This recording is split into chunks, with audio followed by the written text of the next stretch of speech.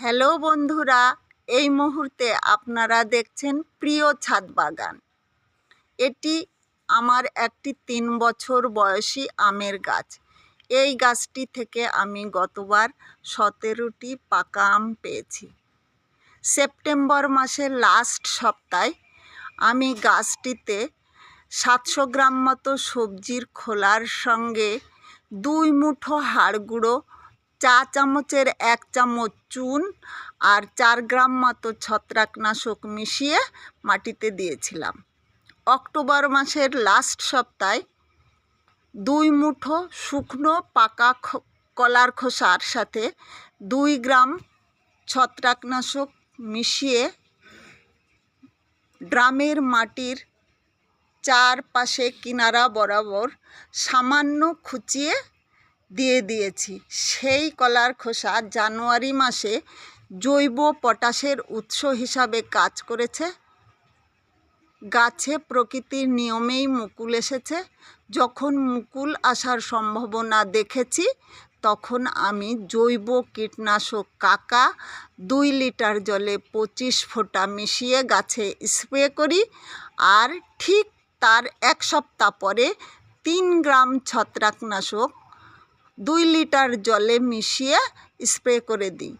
প্রথম কীটনাশক স্প্রে করার ঠিক 15 দিন পরে জৈব কীটনাশক সোনাটা আবার 2 লিটার জলে 25 ফোঁটা মিশিয়ে স্প্রে করি, আর তার 1 সপ্তাহ পরে 3 গ্রাম ছত্রাকনাশক 2 লিটার জলে মিশিয়ে গাছে স্প্রে করে দিয়েছি।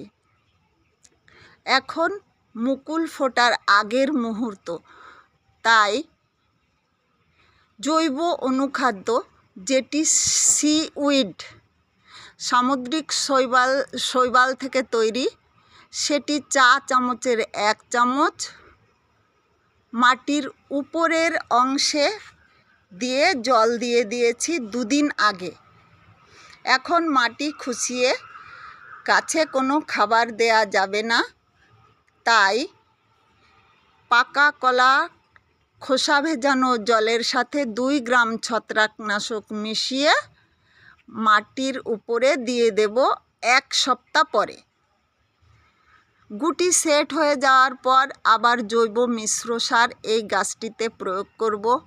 সেই সারটি আমি কিভাবে 2-3 মাস আগে থেকে তৈরি করে রেখেছি এবং কতটা পরিমাণে গাছে প্রয়োগ করব পরের ভিডিওতে সেটি জানাবো। আজ তাহলে রাখি এই পর্যন্তই।